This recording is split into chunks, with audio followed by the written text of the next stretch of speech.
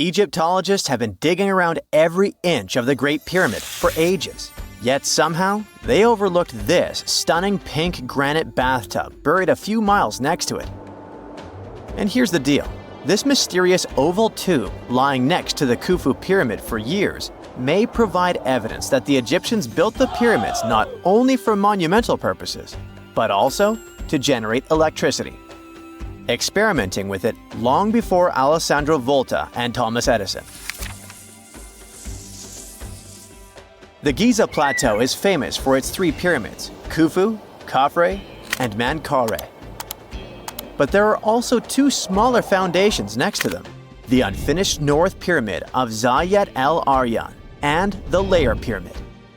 Some researchers say these buildings were never finished, while others think they were destroyed for more mysterious reasons. One of these reasons might have to do with the original usage of the Giza pyramids, the idea that they were used as an electricity generator. To connect these dots, we need to go back to the beginning of the 20th century.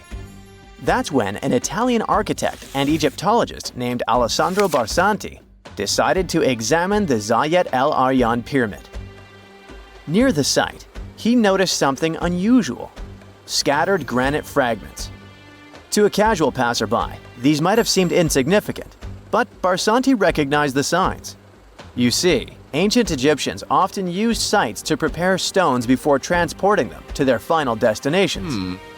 The fact that there was granite on the ground intrigued him. Granite was a more expensive material than the limestone typically used for pyramids, which suggested that it might have been intended for an important and possibly hidden structure. At a depth of 68 feet, they encountered a huge pink granite block. He kept going with the excavations, and they revealed ancient inscriptions carved into the stones. They sent the drawing to experts, but no one could decipher what they meant. Were they instruction sets to something? That's when Barsanti made his biggest discovery. He found an oval-shaped vat carved from pink granite and polished to a mirror-like finish. The thing is, the vat had been carefully sealed. When they opened it, they found a thin black residue along the walls. I'm thinking something in the lines of a black oily substance. This discovery raised many questions for him. It didn't make sense to him that ancient Egyptians would go above and beyond to seal and protect this strange vat. By 1911, Barsanti had to abandon his effort to figure out what was the deal with that mysterious pit. But his findings intrigued researchers all over the world, and they've got their own opinions about it. One of these modern theories suggests that the other pyramids could have been used as a part of a bigger whole. It suggests that the Khufu pyramid was actually used as a water pump designed to irrigate the desert area. Apparently, the pyramid's internal chambers would function as a hydraulic system. In the 1990s, an engineer took this theory seriously and studied the pyramid's subterranean chamber. Surprisingly, he found actual signs of water damage. Apparently, the pyramid generated powerful compression waves, aka pulses, that could create electricity. This raised an important question. Could the ancient Egyptians have used the pyramids as a generator in order to produce electricity? On paper, that was proven to be possible. But hey, agreeing on the original use of the pyramids is probably one of the most difficult things in the world. So, we're still not 100% sure about this. Apart from that, Egypt is a playground for important discoveries regarding humanity's past. I mean, scientists have just discovered what looks like a cosmic command center, similar to that room from the Doctor Strange movies. They discovered an L-shaped astronomical observatory, measuring around 9,000 square feet, dating back to the 6th century BCE. Definitely the first and largest of its kind from that era. The mud brick structure housed tools used for calculating dates related to ancient Egyptian rites, royal coronations, and agricultural plans. This observatory is located in the archaeological site known as the Temple of Futo, just 50 miles east of Alexandria. It's pretty impressive. The structure was designed so that you'd get inside the room through an east-facing entrance. This way, you'd get to see the sunrise. Once inside, you'd find a pretty huge shadow clock, used to tell time by tracking the movement of shadows inside the room. This variant of a sundial clock was nearly 16 feet long. That was quite an exciting discovery. Another interesting one was that scientists and Egyptologists have discovered the first ever pregnant mummy. Now, even if we know quite a lot about mummification processes, we keep making discoveries that open new doors into the lives of ancient Egyptians. It took so long for someone to find out this mummy was expecting at the time she was embalmed because she was placed in a male's coffin. More specifically, a male priest. Historians say that during the 19th century, a lot of traders mixed coffins up in order to sell them. Yes, that means they opened them and switched mummies to please their buyers. It was a complete surprise because they were hoping to study more about ancient health issues when they opened this coffin up. But they had another special research on their hands: prenatal practices in ancient Egypt. This mummified woman, who lived about 2,000 years ago, was from 20 to 30 years old when she passed away. She was found in Thebes, and her remains were incredibly well preserved. You see, mummification recipes varied across Egypt. In this woman's case, researchers could tell she was a member of the high society since she was buried with special amulets. But since mummification methodologies differed so much between cities and time periods, they still have to dig further to understand why she was embalmed along with her baby. Speaking of mummies, scientists were digging up a final resting place in Saqqara, also in Egypt, and they unearthed two embalming workshops. One was for humans and the other for sacred animals. Apparently, the workshops date back to about 2,400 years ago. They were equipped with stone beds, clay pots, and ritual vessels. Everything you needed to mummify. But that's not all. Archaeologists also stumbled upon cheese stored in jars behind tombs that were over 3,000 years old. Yep, cheese. This shows that the ancient Egyptians were pretty savvy when it came to preserving food, too. They knew how to store stuff for the long haul, not just the mummies. It really shows how they applied their preservation skills to both food and bodies, giving us a glimpse into their impressive technological know-how. Scientists have also found one of Egypt's oldest complete mummies, and to their surprise, it was completely covered in gold. You see, Egyptian mummies covered in gold are already a rare thing, but they weren't expecting it to be the oldest one ever found. The mummy was quite well preserved, and they could identify that it was the remains of a wealthy man called Hekashepes. Many symbols show that he was important and wealthy, like the band he wore on his head and the bracelet on his chest. He was also dressed in a tunic wrapped with a belt, which was a way to preserve the good appearance of a person after they passed away. To reveal it, they had to open the final resting place with mortar. Basically, it was like they were opening a time machine, just as the ancient Egyptians did 4,300 years ago. If you think about it, it's almost like entering a time capsule. Enough about mummies. Scientists also found something very exciting hovering above the pyramids. They had to use a fancy top-notch radar known as LARID, aka Low Altitude Long Range Ionospheric Radar, which can see these invisible waves far away into the sky. LARID helped them discover giant plasma bubbles floating in the air above the pyramids. These bubbles are called plasma bubbles, and they wreak havoc on modern technologies. I mean, they can disrupt GPS and phone signals for hundreds of kilometers in diameter from where they're located. These bubbles are massive, sometimes as big as cities, and they're caused by the sudden depletion of charged particles in the ionosphere. So, instead of spreading out evenly throughout the ionosphere, they stick together in this wave-like form. This was a pretty important discovery because it can help scientists understand how to prevent these waves from messing with our technology. Okay, what if I tell you that the extraterrestrials we all imagine as little green men may actually look like very normal Earthlings and chill in Europe? This is the Iberian Peninsula, and people living there are under suspicion. Ooh. Here's the reason. Somehow, parts of the most important artifacts that the Iberian civilization called Treasure of Valena are made of metal that simply can't be found on Earth, because it's metal from a meteorite. Now let's tackle this step by step. This is the artifact itself, and it's composed of 59 different objects. Bowls, bottles, and bracelets. Is there a pattern there with all those bees? In total, the find weighs around 20 pounds, of which 18 pounds are 23.5 karat gold. Now, if you're not a metal specialist, I'll clarify it for you right away. For comparison, 23 karat gold is 95.8% pure gold, so 23.5 karat is even purer. The remaining percentage goes to other metals to help add strength and durability to the precious alloy.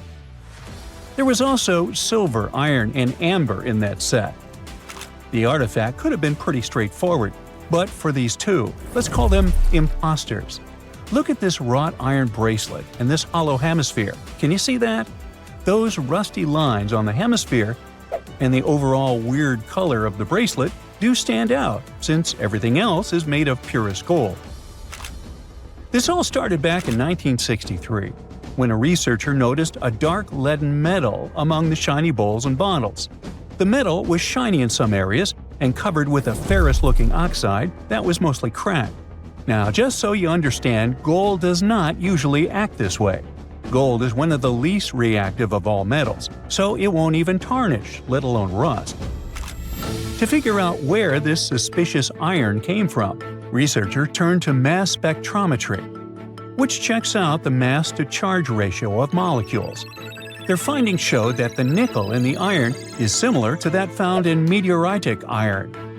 Simply put, the bracelet and the hemisphere are of extraterrestrial origin. Ooh. Now, the exact age of the trove is hard to determine, yet it's crucial. We need to know the exact age to see if it coincides with the start of the Iron Age in the Iberian Peninsula. If it does, then no further questions here. But if it doesn't, well, it's, at the very least, weird, if not suspicious. So there's this three-age system. It comprises the Stone Age, then the Bronze Age, and then the Iron Age. The Stone Age is of no importance here, so let's compare the Bronze and the Iron Ages. The Bronze Age began when it was realized that combining copper and tin produced a material that was more durable than either metal alone. This era was all about major upgrades in tools and weapons, but two standout inventions were writing systems and the wheel. Then came the Iron Age. This time was all about slowly bringing iron into everyday life. Iron was way easier to shape into cool designs than bronze. Now, this was a big deal because iron, especially transformed into steel, provided significant improvements in all aspects of life. Tools became lighter, cheaper, and stronger compared to their bronze equivalents. You get it? Good. So, researchers have long debated whether the treasure dates back to the post-Archaic era or the latter part of the Bronze Age. The most recent study claims that those artifacts were created in 1400 to 1200 BCE, and something really doesn't add up. First off, the Iron Age began around 500 years after these artifacts were crafted. Plus, ancient craftsmen couldn't know back then how to work with metals that landed on Earth approximately 1 million years ago. And while the dates are really hard to explain, there is a logical explanation for the craftsmanship.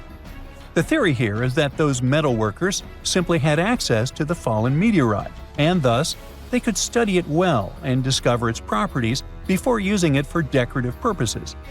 They could have figured it out through trial and error, and once they knew exactly how to work with this extraterrestrial metal, they proceeded to adorn the artifacts with it. Plus, there were the Phoenicians, who contributed to their craftsmanship. Now, it's true that the Iberian people have been processing metal and making pottery long before the Phoenicians settled on the peninsula. But the arrival of new metalworking techniques and the introduction of the potter's wheel enabled them to produce better quality goods much faster than before. So, we figured out the extraterrestrial origins of the Iberian artifacts. But guess what? This area is still under suspicion. The reason for that is the language they spoke. You see, for most modern languages people use today, there will always be some proto-language. Say for Italian, Spanish, and French, it's Latin, hence their similarities. But wait, Iberian was largely spoken where modern Spain is, so why isn't Spanish similar to it? Well, the truth is, no language today is similar to the Iberian. Maybe only the Basque language, but it's because of some similarities found in their numerical systems. Basque is classified as a language isolate, or simply unrelated to any other known languages, and the only language isolate in Europe. The Iberian language is unclassified. While the scripts written in it have been deciphered to various extents, the language itself remains largely unknown. And look at the alphabet the Iberians had. Looks like it doesn't really belong to our planet. But hold up, this one might be a bit of a stretch.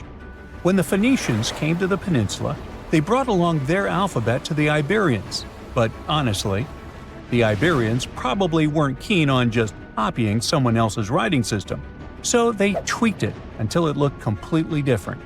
Let's just say they took some inspiration and ran with it. While linguists can guess to some extent how most characters sounded, actually translating the language is still completely impossible. The Iberian language was non-Indo-European and faded away over 2,000 years ago. And there aren't any similar languages left to help us out. Super frustrating, right? Yeah. We got over 2,000 Iberian inscriptions from tombs, coins, potteries, lead plates, and even cave wall carvings. But aside from a handful of words, we're totally in the dark about what they mean. Now, if we could understand their language, we might have learned that they were great thinkers and all, but we can only contemplate the works of art they left. Iberian culture has a lot of amazing stuff made by talented artisans. We're talking about not just metalwork and ceramics, but also detailed sculptures, textiles, jewelry, and other personal bling. But here's the catch. Making all those luxury items depended a lot on a big farming class. At the heart of Iberian society, most folks were involved in farming and taking care of livestock. Depending on where you were, the types of farming varied. For example, up in the north, they were all about growing grains, while down in Valencia, they focused on producing olive oil and other agricultural aspects. In the west, raising animals was the name of the game. Still, we don't have much information about the day-to-day lives of the many people doing this essential work. Yet, on the flip side, we know a lot about the upper class of Iberian society, who control these agricultural resources and hire the artisans. By the 7th century BCE, we start to see a group of Iberian princes who were living the good life, trading with the Phoenicians and enjoying fancy luxury items. You can spot this elite class in their burial practices. Cremation was the go-to method for funerals among the Iberians, and wealthy individuals were often found in cemeteries with all sorts of lavish goods and funerary sculptures that give us a peek into the fashion and hairstyles of the rich. Interestingly, starting in the 6th century BCE, there was a noticeable drop in the number of recognizable burials, which suggests that these elaborate funeral customs became more exclusive to a small elite. Meanwhile, the fate of the majority, farmers, artisans, soldiers, and laborers, who made up a big chunk of the population, remains a bit of a mystery. It used to be a pretty advanced civilization, but it vanished without a trace. Researchers think it could have been due to some massive earthquake, but so far, we don't know for sure. They found the tomb of a royal doctor who lived over 4,000 years ago, a man who held pharaohs' lives in his hands.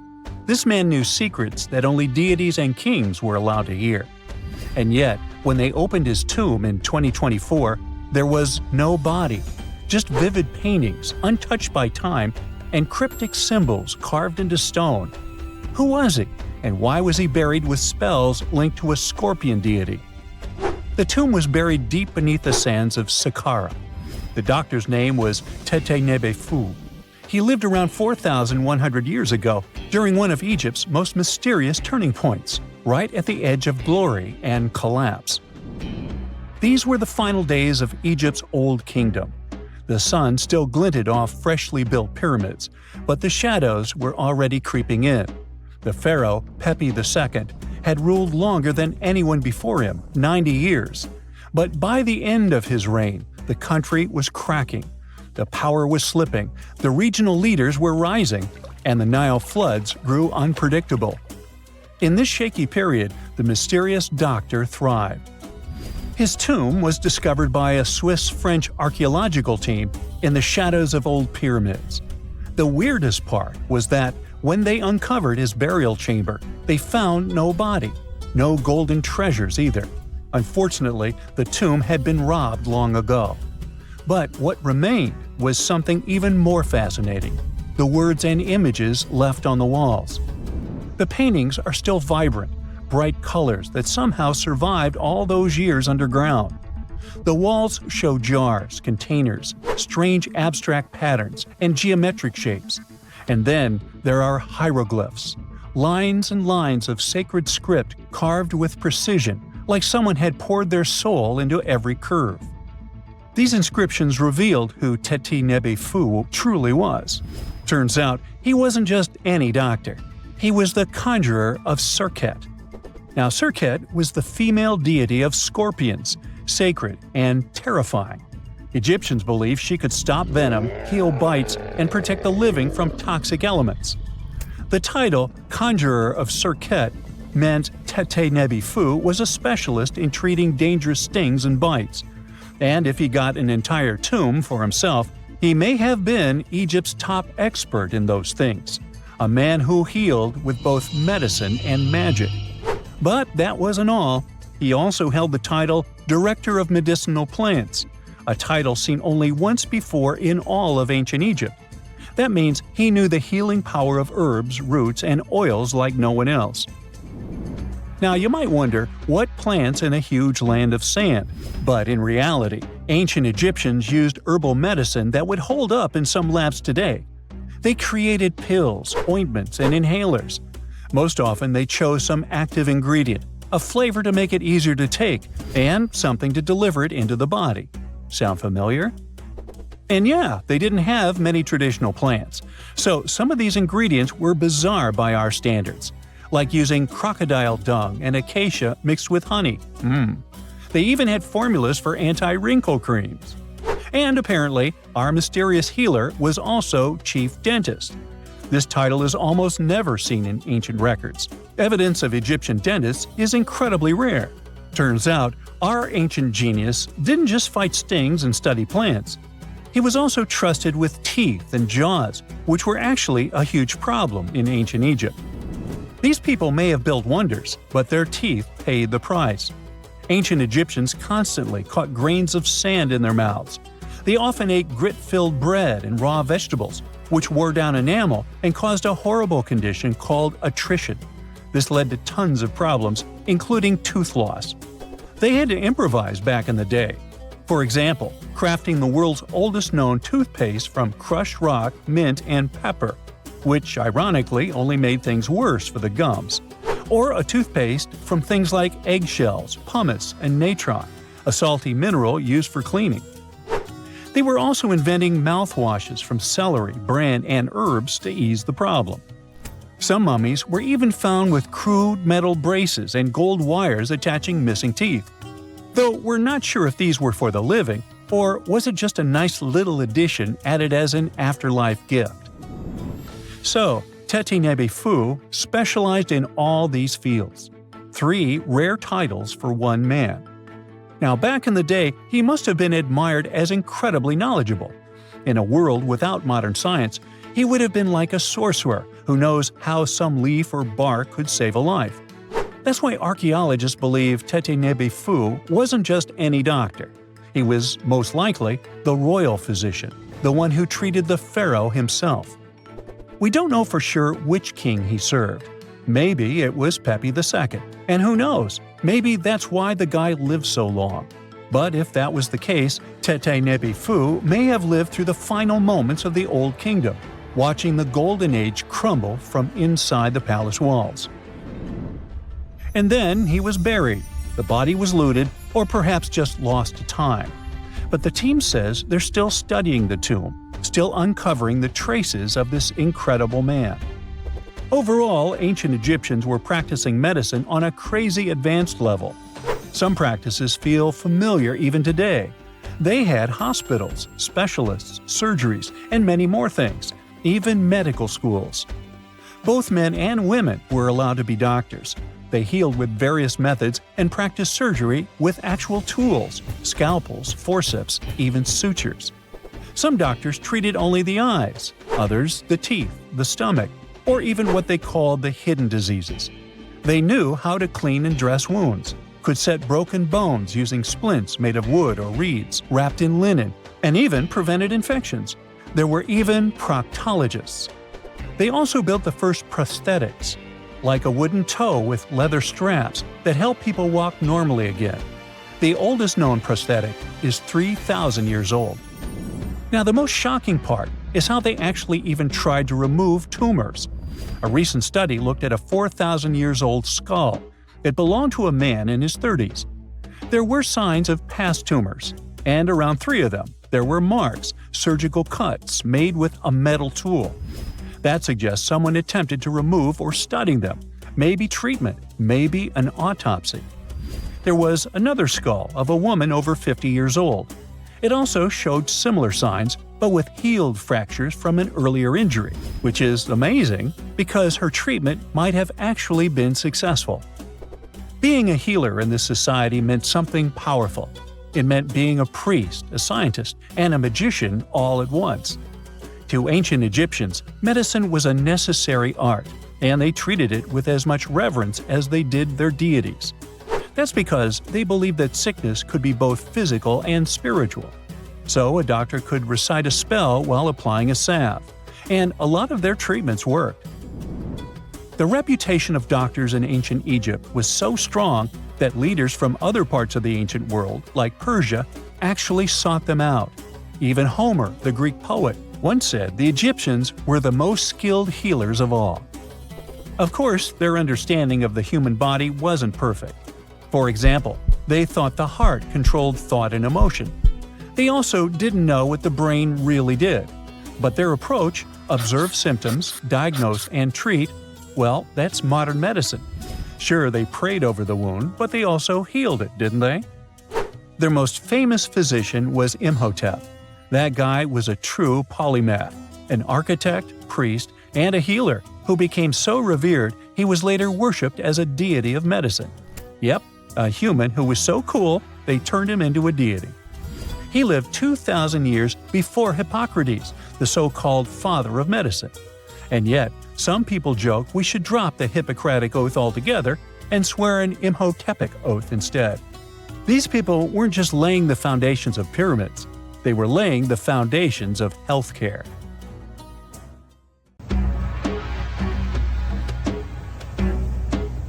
This is not a dune set. This is a very real desert in Niger.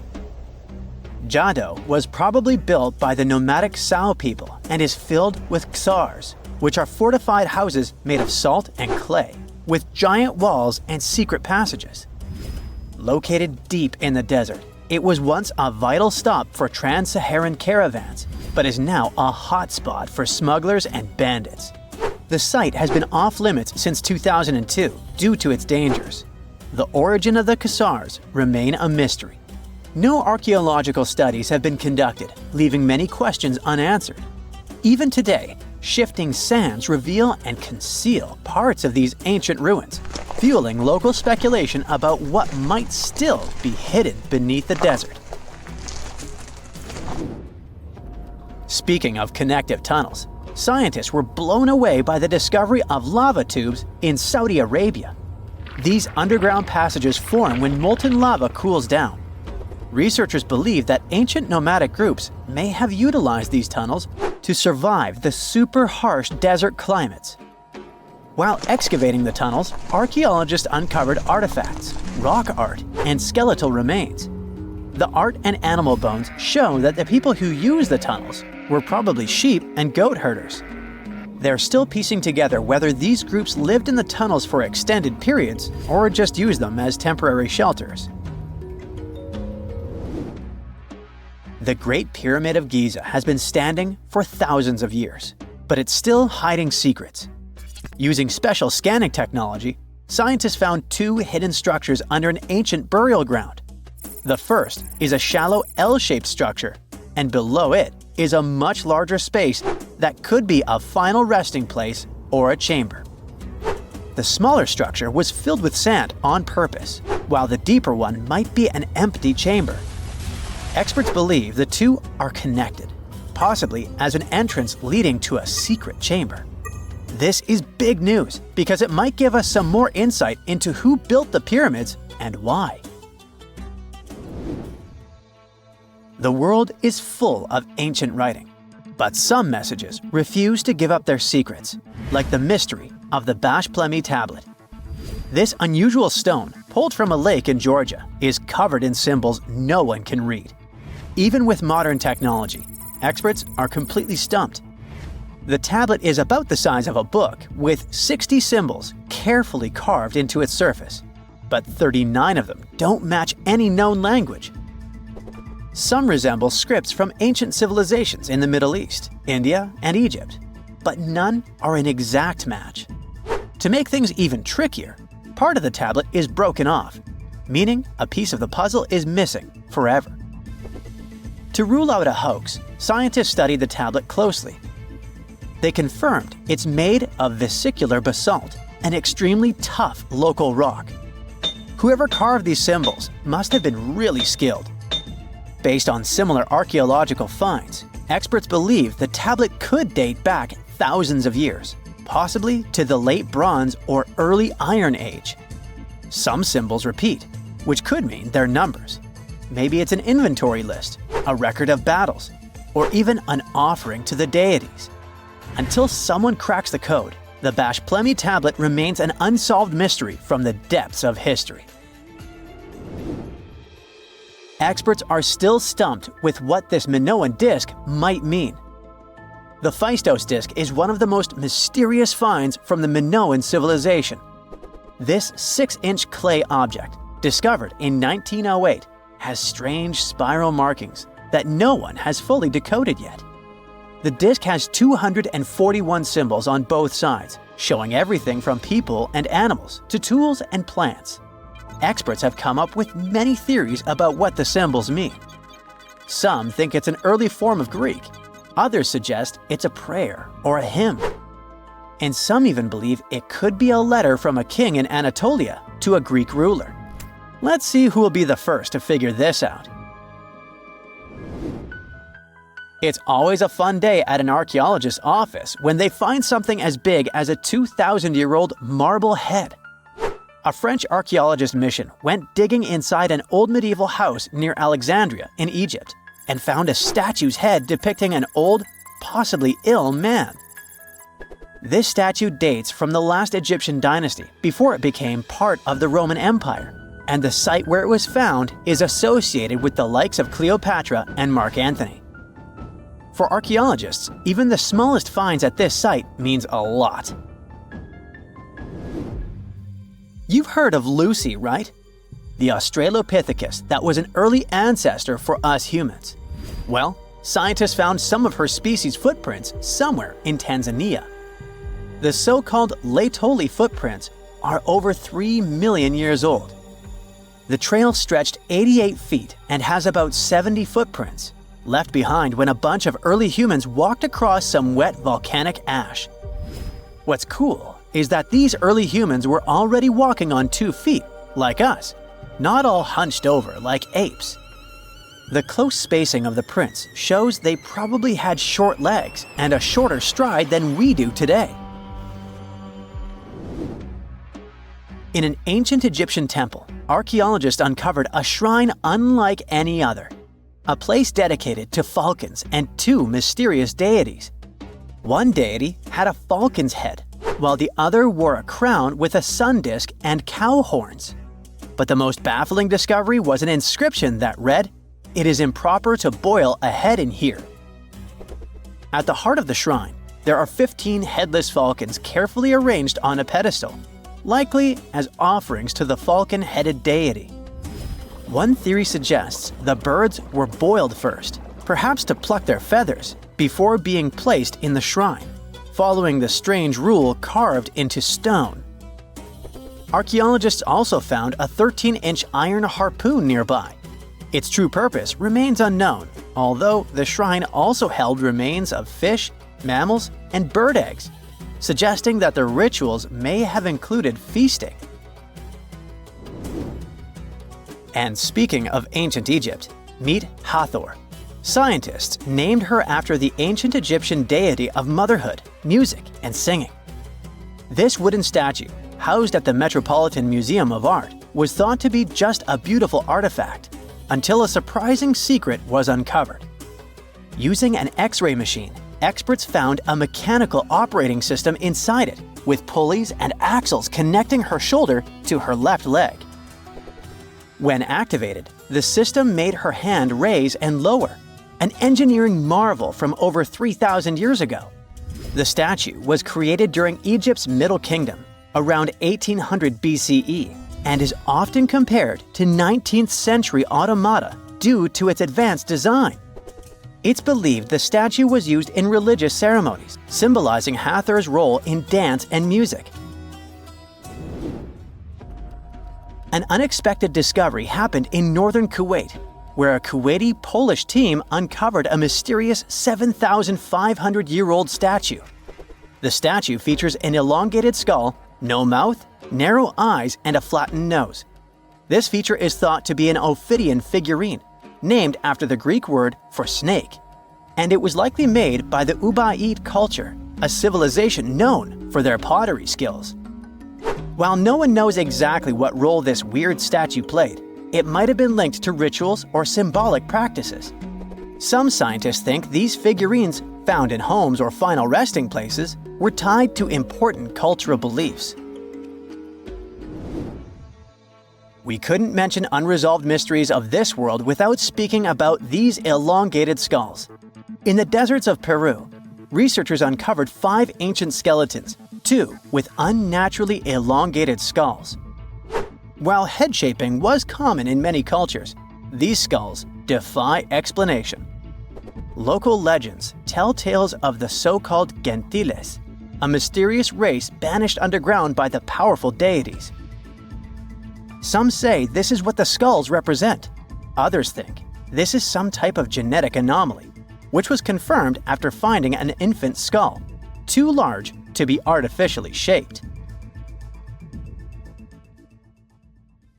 It's 1898, and you're taking part in excavations in Saqqara. This place, not far away from Cairo, is full of ancient tombs and pyramids. You're in your Indiana Jones mood and hope to find something really phenomenal to become famous. Gold, manuscripts, treasure maps, mummies of famous pharaohs. Wait, a wooden bird? You're really disappointed as it looks like a regular toy. An old one, but still. Little do you know that years later, someone would propose that your bird was actually an ancient monoplane. So the artifact, nicknamed the Saqqara bird, is made of a sycamore tree. The birdie has a wingspan of just 7 inches and weighs around 40 grams. A perfect original souvenir from Egypt, I would say. It's over 2,000 years old and looks pretty plain, without any carvings of feathers or other intricate ornaments. It has a beak and eyes though, which makes our find look like a hawk, the emblem of the deity Horus. Its tail is rather unusual as it's squared, looks weirdly upright, and it seems like the sunken part of it was the place for a now missing piece. Humans love solving a good mystery, so there have been several attempts to explain the use of the birdie. First, quite simply, is that it was a ceremonial object. The second idea is that it was a toy for a child from some well-off family. It could have been some sort of boomerang, which was a popular concept in ancient Egypt. Then there was a theory that the bird had been used as a weather vane, but this one has been debunked as the figure doesn't have any holes or markings. except for the one made at the museum in Cairo to fix the exhibit on a stick. So there was no way to hang it in the past. Almost a century after the bird was found, Egyptologist Dr. Khalil Masiha proposed a new theory that it could have been a model of a monoplane. He believed the bird was missing a horizontal tailplane. Otherwise, it had its wings set at a right angle, similar to that of modern planes. It could have worked to generate the aerodynamic lift necessary for flights. Dr. Masiha also claimed that it was common at that time to place miniature models of technological inventions in tombs. So, did the ancient Egyptians really invent the plane in 200 BCE? That would make the Wright brothers, who are considered the inventors of aviation, really upset. They made one of their first flights only in 1903. There's just one way to know for sure, and that is to test the model. But you know, the ancient museum in Cairo would unlikely let one of their cherished exhibits fly around like a toy. That's why glider designer Martin Gregory built a similar model, this time of balsa wood, and concluded that even with the missing tailplane, the plane wasn't much of a flyer. Case solved? Not really. This didn't sound convincing enough to the History Channel, so they invited an aerodynamics expert to build another replica of the bird. He tested it in weather conditions similar to those in Egypt and was impressed with the little plane's abilities. So, if they did invent the prototype of a plane back in the times of pharaohs, it would be a good example of an oupart. That's an out-of-place artifact, an object that's way ahead of its time in terms of technology or history. And the Saqqara bird isn't the only example of such a revolutionary concept. In 1901, a group of divers retrieved the Antikythera mechanism from an underwater shipwreck near the Greek island of Antikythera. It's been dubbed the world's first analog computer, and it's currently dated around 100 BCE. The bronze mechanism could tell the position of the sun, moon, planets, and stars, as well as the lunar phase, the dates of upcoming solar eclipses, and even the speed at which the moon moves through the sky. No one's sure who used it and how or where it was made. But it's obvious that it's extremely precise and way too advanced for its time. The first flushing toilets in the world were invented in the middle of the 20th century. Just kidding. The ancient Minoans on the Mediterranean island of Crete and the Indus Valley civilization both came up with this brilliant invention at the same time, around 4,000 years ago. The plumbing and sanitation were so well done that no one managed to design anything better until 2,000 years later. One ancient Minoan lavatory was discovered at the Palace of Knossos. It looks like it had a wooden seat set over a tunnel that directed water from a rooftop reservoir to an underground sewer. Other varieties got water from jugs. Only the super rich people could afford all this glory. So if you wanted to shop for real estate back then, the flushing toilet would be a telltale sign you were in the rich neighborhood. Automated doors became a cool, seemingly new invention back in 1931. But the technology behind them is actually much older. Think the 1st century CE old. Mathematician and engineer Heron of Alexandria came up with a hydraulic system to open and close temple doors. To bring it into action, you need to light a fire to produce heat. There was a brass pot under the fire, half filled with water. The inventor connected the brass pot to containers that acted as weights. When the fire was burning, the water moved into the containers. They went down and pulled the ropes. It was nothing like a supermarket door that opens in front of you before you even have time to think. Heron's door took hours to open, and there was no way to stop the process. That's why they only opened the doors once a day before people entered the temple, to add some mysticism at the temple during ceremonies. Spooky. Looks like the first ever battery was invented in Baghdad around 2,000 years ago. a German archaeologist found this oval-shaped clay jar in 1938.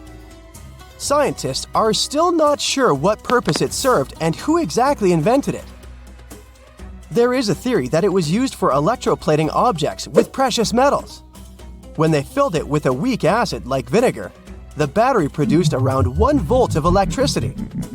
Another theory says it was a vessel for sacred scrolls. Would you like to buy contact lenses designed by Leonardo da Vinci himself? In 1508, he invented a glass lens with a funnel on one side. You were supposed to wear it with water inside to improve your vision. Sounds a bit uncomfortable, doesn't it? So, around a century later, French scientist René Descartes decided to improve the idea and make the cornea contact the future lenses. Contacts because they contact your eyes, get it? The glass tube with liquid did help improve vision, but blinking was sadly impossible. 2.5 centuries later, new technologies in the glass industry let scientists design contacts that would fit in the eye and even let the wearer blink. Thanks, guys! Still, those lenses were made of heavy blown glass and didn't let the eye breathe. About 50 years later, contacts became plastic, lightweight, unbreakable, and scratch-resistant, but still covering the entire eye. And then, in 1948, an English optical technician accidentally sanded down a plastic lens and figured out they'd still be in place even if they covered only the cornea. Imagine you're living in 19th century London and need to send a message to New York. It would have taken about 10 days to get there by ship. So when delivery time went from days to hours in 1858, it was a true sensation. The first message was sent by Queen Victoria herself.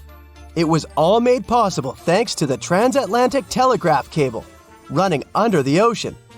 Sadly, the new cool invention only lasted a few weeks. It took years to bring it back to life. In 1936, British Egyptologist Walter Bryan Emery found a small object in the desert that made people debate whether it was an elaborate stone model of a flying saucer or even a hyperdrive from a spaceship that belonged to some advanced civilization that visited the Earth. Emery spent years excavating sites along the Nile River Valley, especially in the huge ancient necropolis of Saqqara. He found countless treasures from ancient Egypt, and the most bizarre one was definitely from the tomb of a high official, Sabu. Historians don't know exactly who he was for sure. Some sources say he was a king's son. His burial at Saqqara means he was an important figure in the royal court. There are no records from this early period he lived in, so Sabu's role and fate are still a mystery.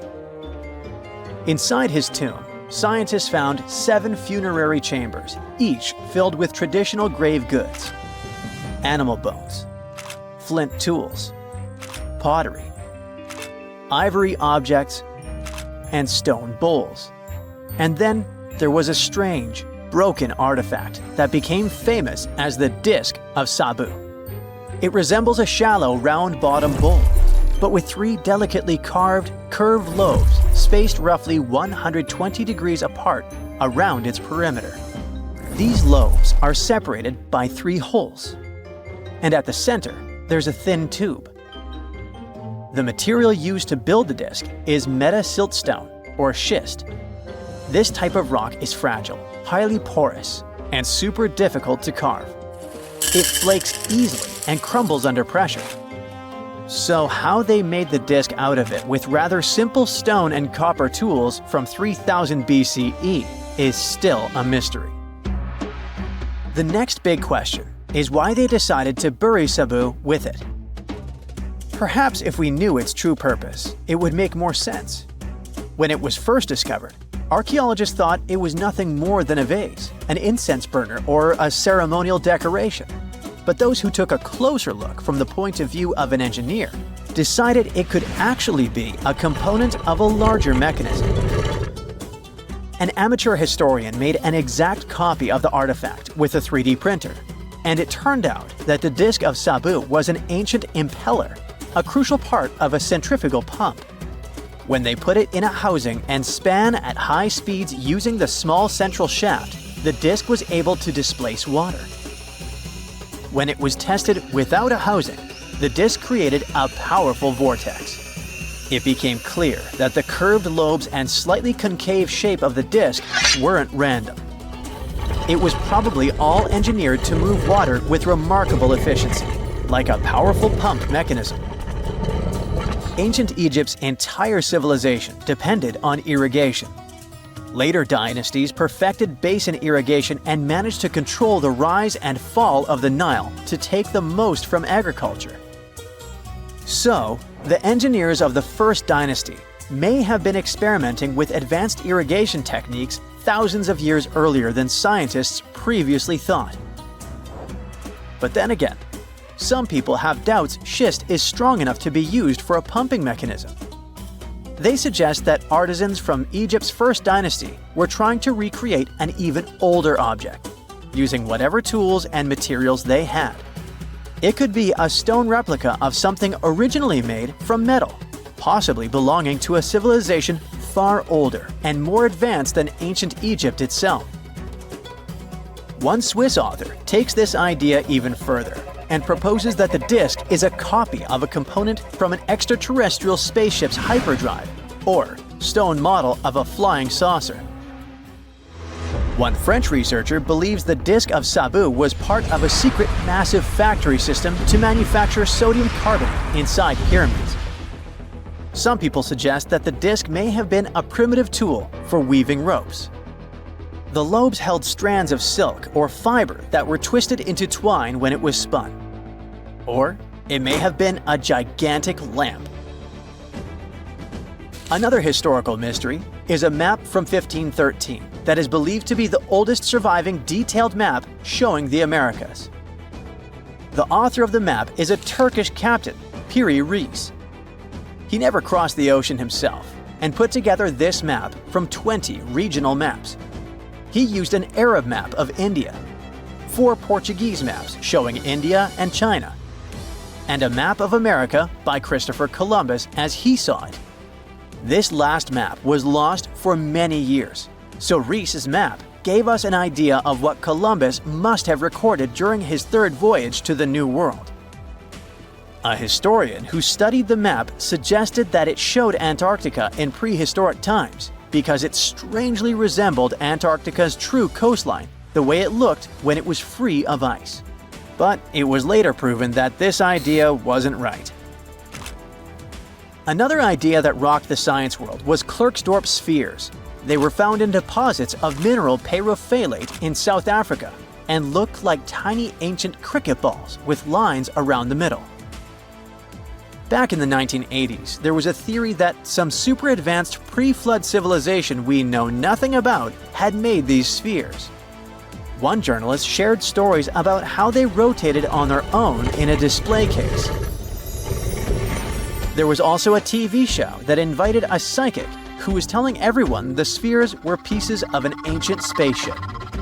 But according to geologists, these spheres are pretty regular spherical objects formed from different minerals than the surrounding rock. The seam-like lines on them are just imprints from the host rock's layers building up over time. The Klerksdorp spheres come in different shapes, from flattened spheres to distinct discs.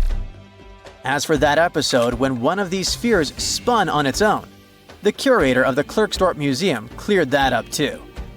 He said that when he put one sphere on its glass shelf when the journalist came to visit, the sphere rotated a bit because it's round. There are some gold mining activities going on nearby, so the land where the museum stands often experiences earth tremors. In a remote part of China, there are some bizarre pipe-like formations known as the Beigon Pipes. A local explorer found them back in 1996 protruding from Mount Beigon and along the shores of Tosan Lake nearby. Some people thought they were the work of ancient guests from other planets. When scientists tested samples of the pipe material, they found out that they contained mostly common minerals, but there was a mysterious 8% of unknown stuff. Some extra tests showed that these pipes had been there before humans. Chinese geologists later visited the site and suggested that these pipes were formed naturally over time. It was probably fossilized tree roots from the area's super green past. It's still a real mystery with no clear-cut answer. While digging a trench along a river in Romania, workers found a wedge, which is now famous as the aluminum wedge of Ajud, or the object of Ajud. Right next to it, there were some mastodon bones. Those distant relatives of elephants lived 11,000 years ago. So some people concluded the wedge is of the same age. The cool part is that it's made of aluminum, but this metal wasn't discovered until the 1800s. This material requires serious heat to produce. The wedge is said to be covered in a thick layer of oxide that's been sitting there for hundreds of years. Some folks believe this wedge must have crash-landed here on a spacecraft from some other planet.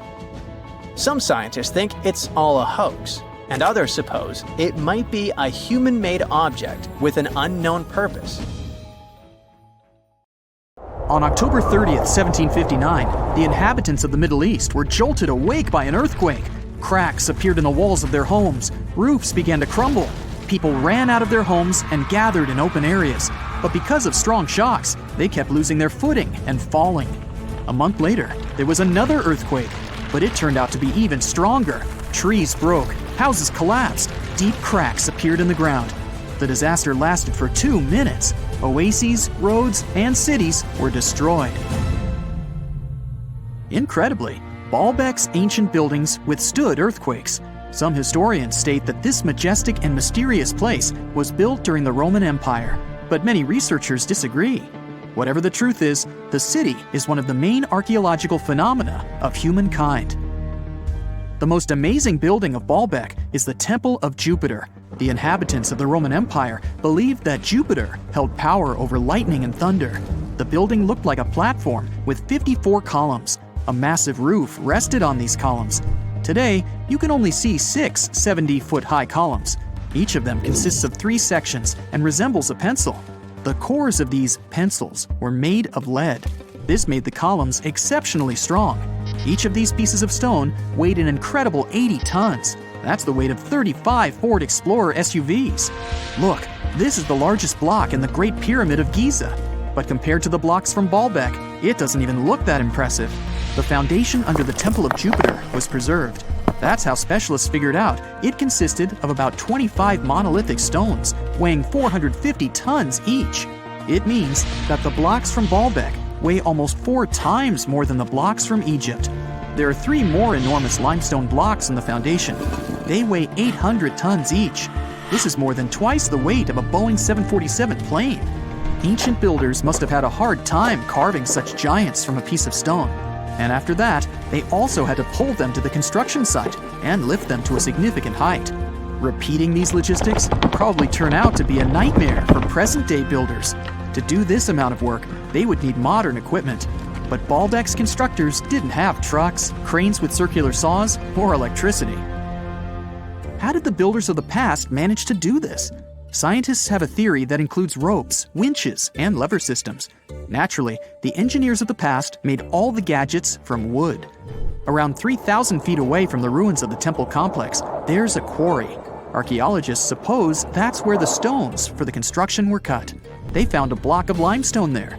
It seemed to be too large, even for this incredible place. The monolith got called the Stone of the South. It was 65 feet long and 13 feet wide. The ancient builders didn't have time to completely separate it from its mother rock. A group of scientists from Austria estimated that this piece of limestone weighed more than 1,000 tons. That's like 3 Boeing aircraft or 160 African elephants. There was another surprise awaiting the archaeologists near the Stone of the South. It was the second monolith that weighed more than 1,200 tons. But the ancient builders didn't stop at that. They continued to work. In 2014, in the same quarry, German archaeologists unearthed a block that weighed 1,650 tons. No one has figured out yet why people of the past needed a piece of stone that weighed as much as 125 school buses.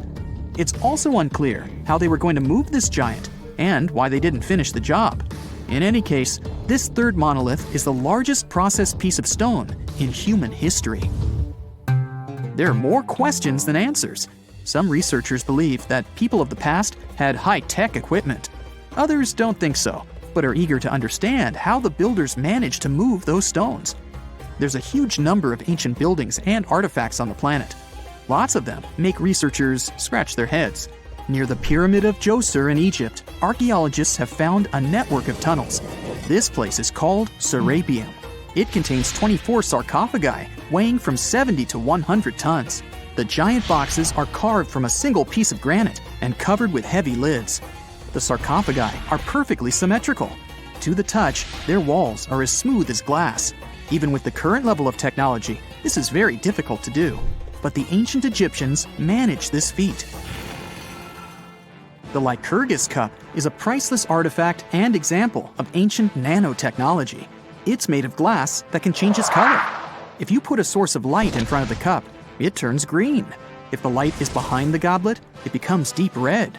In this case, the figure of Greek king Lycurgus turns pale purple. Scientists understood how this color change worked only at the end of the 20th century. Through microscopes, they saw nanoparticles of silver, gold, and copper. They had been added to the glass matrix. Thanks to this, you can observe a color change called dichroism. Interestingly, the gold and silver were grounded into a fine dust. It's almost impossible to do this by accident. Most likely, the ancient experts knew for sure what they were doing. Bolivia has a curious place called Puma Punku. It looks as if an ancient giant played there with an enormous construction set. And after the game, they forgot to put the pieces back into the box. But there are no giants, and the huge stone blocks were carved by ancient builders over 1,500 years ago. Some of the rocks weigh 100 tons. The blocks were brought to an altitude of almost 13,000 feet above sea level from the quarry 60 miles away from the construction site. There's no forest in that area. This means the builders couldn't use trees to make wooden rollers. The monument belongs to the Inca civilization. Scientists are sure they didn't know anything about wheels. In 1992, the inhabitants of a Chinese village decided to drain a pond. Their ancestors had been using it to wash clothes and catch fish for hundreds of years. They kept pumping the water out for 17 days. At the bottom of the reservoir, they made an unexpected discovery. The villagers saw an entrance to a cave going down to a depth of 100 feet. The incredible find was named the Longyu Caves. Unknown builders carved out 320,000 square feet of galleries. There are separate rooms, bridges, pools, and columns that support the ceiling. The walls of the cave are covered with strange carved lines and patterns. Scientists haven't found any information about who built the caves and why they did it. The construction technology also remains a mystery. Antonio Stradivari lived in Italy in the 18th century. He created musical instruments. More than 600 of his works have survived to this day. 500 of them are violins. One of the instruments was sold at auction for $16 million. The violins made by this master sound clear and deep. Researchers can't understand why Stradivarius instruments produce such unique sounds. Perhaps it's all about the varnish the master used to cover the violins. The answer may also lie in the wood the instruments are made of. In those days, Europe had a cold climate. Because of this, the wood became denser, and the instruments made of it sounded especially pleasing to the ear. In the Indian city of Delhi, there's a 23-foot-high pole. It weighs 6.5 tons and is made of 98% wrought iron. The 1,600-year-old pillar has no signs of rust or decay. Scientists believe that the monument is so well preserved thanks to the dry weather and the chemical composition of the metal. It might be resistant to corrosion. And still, researchers don't know how the blacksmiths managed to make an iron pillar that's not afraid of rust. It seems like a tough feat, even for modern metallurgists. The Al-Nasla rock is divided into two parts by a perfectly straight slit. Each boulder stands on a small pedestal. Some people believe this is the evidence of ancient laser technology. But geologists think the split happened due to the ground shifting or natural vibrations that occurred under the rock. This process led to the appearance of the crack. It had been deepening for thousands of years, and gradually, the natural monument took the form you can see today. If there's a question that still baffles archaeologists to this day, it's this one. How did the ancient Egyptians build those magnificent pyramids? As far as we know today, their resources were quite limited, especially in terms of tools and building materials. We still don't have a fully satisfying answer, but hey, we've got some pretty amazing theories worth considering. The leading contender among these theories involves the clever Egyptians employing a sneaky strategy. Now picture this. They constructed a slanted and curving mound made of bricks, earth, and sand encircling the pyramid to be. As the pyramid grew taller and taller, they simply increased the height and length of this wacky structure. It's like they were playing an ancient game of Jenga. Now, how did they get those massive stone blocks up there? Well, according to the legendary ancient Greek historian Herodotus, they used sleds, rollers, and levers. It sounds like they turned construction into a supersized game of tug-of-war. And guess what? Herodotus also claimed that the Great Pyramid, the one from Giza, the granddaddy of them all, took a whopping 20 years to build. There's more. Herodotus also dropped a mind-boggling number on us. 100,000 men were supposedly involved in this pyramid extravaganza. Did they hire the entire Egyptian population? Well, it might not be as far-fetched as it sounds. These men were probably mostly farmers, so they probably focused on the pyramids when there wasn't much work to be done in the fields. Like during the flood season of the Nile River. Obviously, specialists in the archaeological community had something to add to this theory. By the late 20th century, they discovered some evidence that suggests the workforce might have been smaller and more permanent than previously thought. Instead of a massive army of 100,000 pyramid builders, they proposed that a modest crew of around 20,000 workers, accompanied by support personnel like bakers, physicians, and even spiritual leaders, could have gotten the job done. There was also this theory that claimed that the pyramids were actually built from the top downward. It suggested that these colossal structures were nothing more than isolated hills used as quarries. The stones were supposedly drawn from these hills, and over time, competing engineers took charge and transformed them into the iconic pyramids we know today. Now, before you dismiss this theory as a wild fantasy, some folks thought it wasn't completely crazy.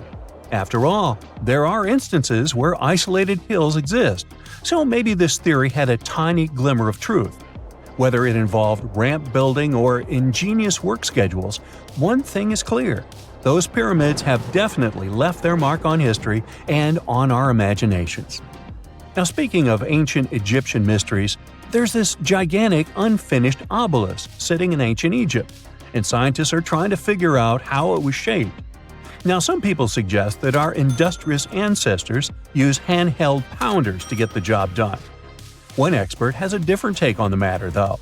He argues that if we take a closer look at the pattern left behind by the shaping tool, we'll notice something peculiar. The walls of the trenches surrounding the obelisk display a neat and even pattern, which is pretty unlikely if they were pounded away by mere mortal hands. According to this expert, those horizontal striations are usually the result of a tool that takes breaks while removing material, leaving its mark on the surface. But wait, there's more. Imagine the tool being rocked back and forth against the trench walls, clearing away the waste to keep the trench from narrowing. Well, in that case, the tool might have left some funky horizontal striations where it was pressed against the sidewall. This sounds like some fancy technology at play, don't you think? And guess what? The dynastic Egyptians probably didn't have access to that kind of know-how. Another famous Egyptologist from way back also uncovered a bunch of core drills during his adventures. Although the actual drill bits are missing, his collection houses these particular core remnants made of limestone, alabaster, and even granite. These constructions aren't the only amazing thing the ancient Egyptians left behind, though. As it turns out, the Egyptians were the genius minds behind the creation of the handheld mirror. Yeah, that little mirror you use every day to check yourself out. But here's the twist. These mirrors are like pieces of art. They were decorated with inscriptions and figures. But that's not all. The Egyptians had a serious concern with their appearance. They knew the importance of personal hygiene and looking fabulous. So, in their quest for pearly whites, they invented toothbrushes and toothpaste. Dental problems were pretty common back then, and their smiles weren't exactly all white. Dentistry wasn't their strongest suit, you see. Maybe their minds were distracted by all that pyramid building. So that doesn't mean those ancient toothpaste recipes weren't amazing. One delightful concoction included rock salt, mint, dried iris petals, and pepper. Some brave dentists in the 21st century tried it out, and it worked pretty well. Ground-up ash was also used in another recipe to create a tooth cleansing paste. Mint was missing, so that didn't do much for their breath. That's when the genius Egyptians came up with the world's first breath mints. They made tablets from heated spices like cinnamon, and they mixed it with honey. Now, let's shift gears to home decor, Egyptian style. They surely took ornamentation to the next level. While the concept of decorating furniture started in Mesopotamia, the Egyptians cranked it up a notch. They went all out with different colors of ink and even developed various weights of paper. Oh, and let's not forget about those cute little area rugs we all have in our homes today. Guess who came up with the idea? Yep, the Egyptians. They used the versatile papyrus plant to make those cozy rugs. And speaking of trends, the Egyptians loved their knickknacks. They had an assortment of small figurines in the shapes of cats, dogs, and people. These statues were made from various materials, like simple sun-dried mud to the ultimate bling of gold. It all depended on how loaded you were.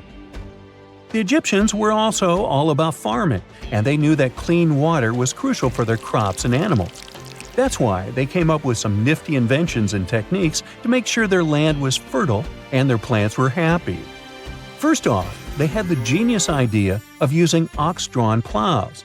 They had two types of plows, heavy and light. The heavy plow would strut its stuff, cutting deep furrows in the soil, while the lighter plow followed behind, fluffing up the earth. But they didn't stop there. After plowing, the Egyptians would break up clumps of soil and sow the rows with seeds.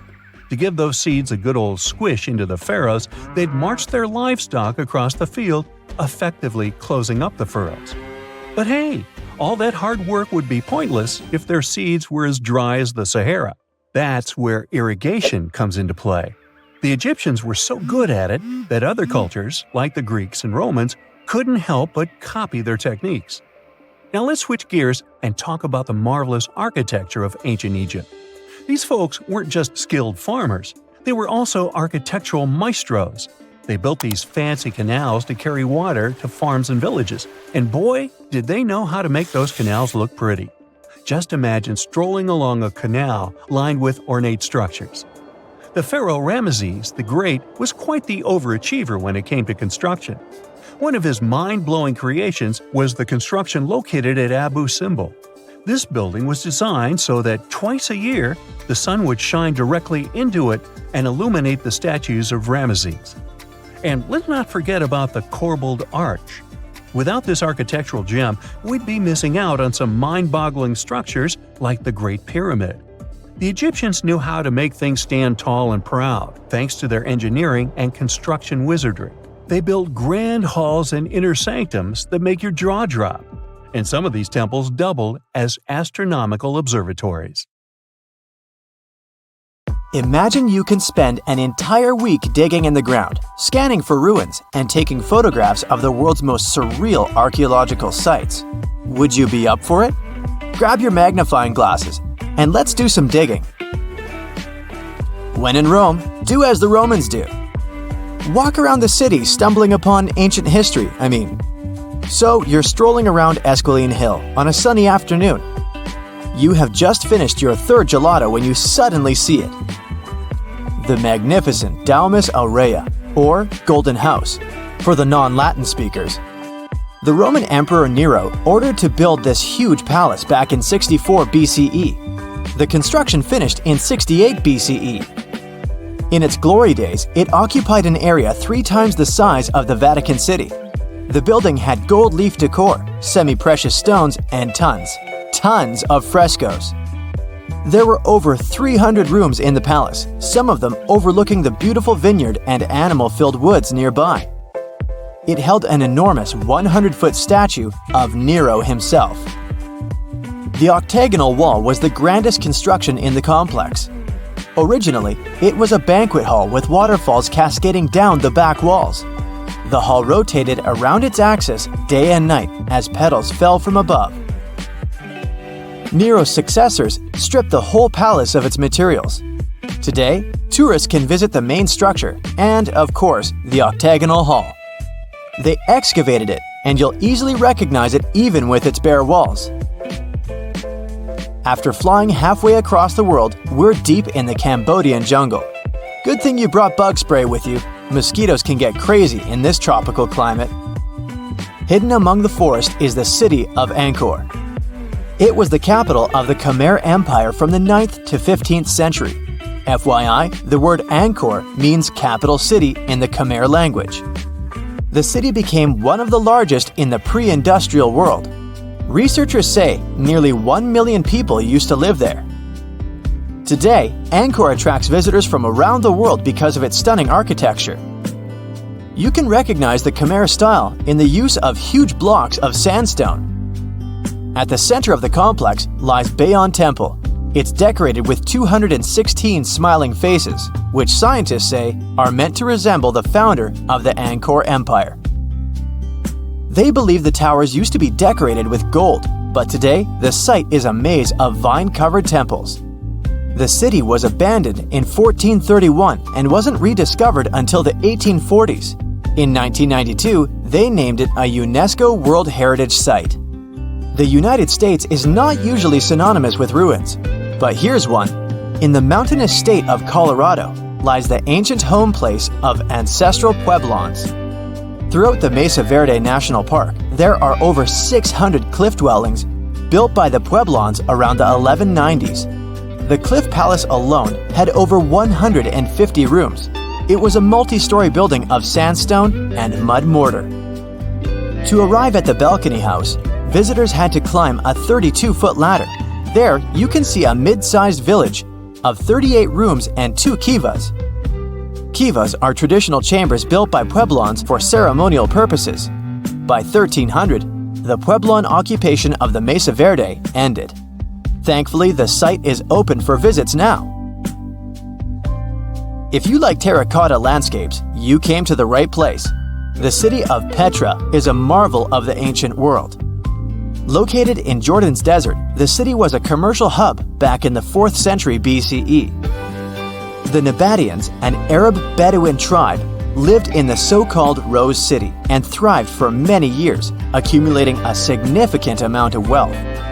They invented an innovative water management system that made the region habitable. The rock-carved gate-like structure Petra is famous for is what is called the Pharaoh's Treasury. It stands at the main entrance to the site and is said to have a hidden treasure beneath it. In the early 2000s, the site was named one of the 7 new wonders of the world. All the way in South America, in the country of Guatemala, lie ancient Mayan ruins. The lost city of Tikal is a site made of 12,000 buildings, the remains of the capital of the ancient Mayan Empire. It is comparable in importance to London or New York. The North Acropolis is Tikal's most ancient complex of monuments. Built solely by human hands in 750 BCE, it served as the resting place of kings and chiefs. Back in the day, the step pyramid temples were painted a beautiful red. Mayans loved that color. Today, of course, you'll only see the limestone. Archaeologists have no clue as to the cause of Tikal's decline. Was it drought, disease, or something else altogether? Located on the left bank of the river Tigris is a strange old ruin, a battered archway. It belonged to a city named Ctesiphon, the jewel of the Persian Empire, for over 800 years. The city hosted an extravagant palace, decorated with a glass mosaic, jewel-adorned carpets, and a lot of marble. What is it with royalty and marble anyway? The arch was part of an imperial palace complex. Until modern times, it was the largest man-made freestanding vault. Notice how there are no pillars sustaining it. The enormous wealth of the city made it a constant target for other empires, until it eventually fell. In the mood for some more Mayan ruins? Chichen Itza is an archaeological site with the best preserved pyramids on Earth. Located in Mexico's Yucatan state, this Mayan city is well over 1,500 years old. At its peak, it was home to 35,000 people. the site has a total of 26 ruins to be uncovered. The highlight here is El Castillo, a tremendous step-like temple standing 80 feet above the ground. Its most peculiar feature is that it has 91 steps up each of its 4 sides, including the upper platform. It makes for 365 steps, the number of days in the solar year. The oldest lost city in this list dates back to the Neolithic period. It was when us, human beings, started farming for the first time, instead of living a fully nomadic lifestyle based on hunting and gathering. Located on Orkney Island off the coast of Scotland is a prehistoric site known as Skara Brae. Thanks to good restoration, the site is very well preserved. You can see prehistoric dwellings with hearths, stone-built furniture, and even primitive toilets. Researchers found runic symbols on the site, which means they could have attempted some form of writing. Ah, Greece. Fancy some feta cheese, anyone? We've arrived at the focal point of archaeological sites, but today we're exploring one in particular, the Colossus of Rhodes, also known as the Bronze Giant. It used to be one of the 7 wonders of the ancient world, standing in the harbor of the Greek city of Rhodes back in the 3rd century BCE. The Colossus was said to be 105 feet tall. It's believed that the statue was built with the help of 900 camels. Sadly, it only stood for 54 years. A ravaging earthquake tore it to pieces, so visitors would come and see only a giant foot. Now, there is a whole load of nothing where the statue once stood. I think it's safe to say there are a lot of random ruins on walls spread across the globe. And our final visit for the day consists of exactly those. All the way in northern England lies the ruin of Hadrian's Wall. The Roman emperor commissioned the wall in order to separate his empire from Britain's. The original wall was a lot grander than what is left of it today. But still, the ruins are pretty impressive. They consist of a 73-mile structure stretching from one coast to the other. Back in the day, Hadrian's Wall hosted 17 large forts and numerous observation towers to ensure the maximum safety of his empire. The wall fell into oblivion when the Romans left Britain at the start of the 5th century. People began looting it to build churches, farms, and even houses. Today, if you decide to visit the ruins, you'll only see waist-high fragments of stone. But still, pretty neat, huh? It's nighttime, and you're about to walk inside Pharaoh Tutankhamun's final resting place. You know, King Tut. You don't have a torch, but at least you came with a flashlight. You walk down several flights of stairs and observe how the walls are carved in hieroglyphics and what looks like a spell. Those who take anything from this place will be doomed for life, the spell says. Even if you don't really believe it, this scares you a little bit. You find a huge stone door. Is it a trap? You manage to open it, but oh no, it's only an empty chamber. You check your map. It seems like you're heading in the right direction. After what feels like hours, you realize you must be trapped inside a labyrinth. You try to retrace your steps, but you can't find the door where you came in from anymore. That's it, you think to yourself. You've fallen for the Pharaoh's trap. What's worse, you didn't bring a lunch. Okay, so we've all seen Hollywood movies where the main character is exploring ancient ruins and faces some seriously dangerous traps, right? We've been told Egyptian royalty protected their final resting places with venomous scorpions and snakes, sliding doors that will trap you for life, and giant rolling boulders that will crush anyone on their paths. The thing is, were these traps truly real? Well, I regret to be the one to break it to you, but this is all fiction. These elaborate traps were too technologically advanced for ancient civilizations to pull off. That is not to say, however, that there weren't any traps at all. Ancient civilizations, like the Egyptians and the Mayans, are known for their practice of building entire monuments dedicated to the ones who had passed away. These structures would often reflect the position of person occupied in society. So, for the really important people, the VIPs of their times, massive monuments were built to host their bodies long after they were gone. Some of these civilizations believed that a person's life would continue on the other side of the veil. For that reason, A person would be buried together with the belongings of their current life. If they had a lot of money and power and stuff, that meant their resting places would be filled with riches and gold. Now imagine if you lived in ancient Egypt and you knew exactly where all the pharaohs' tombs were located and had heard rumors of the amount of wealth kept in these places. Maybe you would be tempted to go check it out, right? We're talking about large rooms filled from floor to ceiling with golden artifacts, jewels, and even money. I mean, it does sound tempting. And since there weren't any security guards protecting the entrance of these places, Egyptians needed to get creative as to how they would protect these riches. These old civilizations found some traps to be useful. A recurring one was building empty rooms inside the monument to confuse a burglar. Now, let's take a look at Amenhotep III's final resting place as an example. It was built in the city of Luxor, in a spot also known as the Western Valley of the Kings. Two French engineers originally discovered the monument between 1905 and 1914 CE. The structure is huge and has more than 10 chambers, connected by long corridors and steep stairways. The King's Chamber is the most hidden one, and for an outsider to try and find it, they will probably enter a lot of empty rooms beforehand.